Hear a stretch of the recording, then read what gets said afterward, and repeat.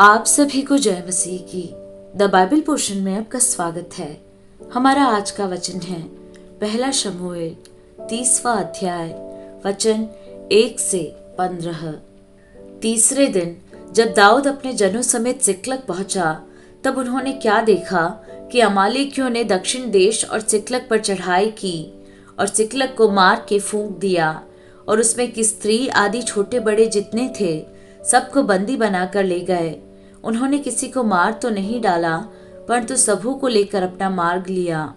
इसलिए जब दाऊद अपने जनों समेत उस नगर में पहुंचा, तब नगर तो जला पड़ा था और स्त्रियां और बेटे बेटियां बंदी बनाकर ले जाए गए थे।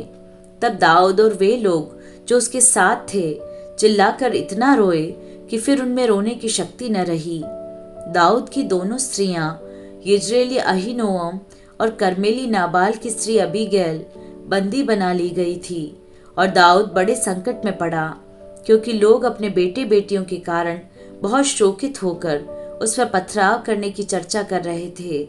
पर दाऊद ने अपने परमेश्वर यहोवा को स्मरण करके हियाव बांधा। तब दाऊद ने अहीमेलेक के पुत्र एब्यातार याजक से कहा, एपोद को मेरे पास ला। तब एब्यातार एपोद को दाऊद के पास ले आया, और दाऊद ने यहोवा से पूछा, क्या मैं इस दल का पीछा करूं? क्या उसको जा पकड़ूंगा? उसने उससे कहा, पीछा कर, क्योंकि तू निश्चय उसको पकड़ेगा और निस्संदेह सब कुछ छुड़ा लाएगा। तब दाऊद अपने 600 साथी जनों को लेकर बसोर नामक नाले तक पहुंचा। वहां कुछ लोग छोड़े जाकर रह गए।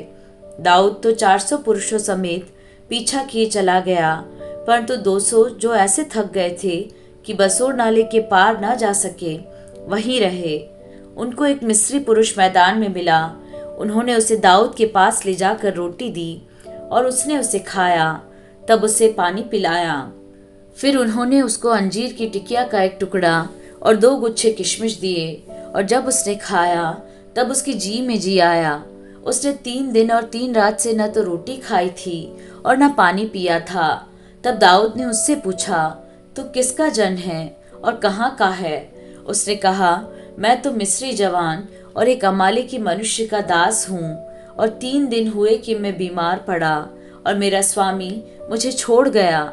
हम लोगों ने करेतियों की दक्षिण दिशा में और यहूदा के देश में और कालेब की दक्षिण दिशा में चढ़ाई की और सिकलग को आग लगाकर फूंक दिया था। दाऊद ने उससे पूछा, क्या तू मुझे उस दल के पास पहुंचा देगा? उसने कहा, मुझसे परमेश्वर की शपथ खा कि तुम मुझे न तो प्राण से मारेगा और न मेरे स्वामी के हाथ कर देगा, तब मैं तुझे उस दल के पास पहुंचा दूंगा।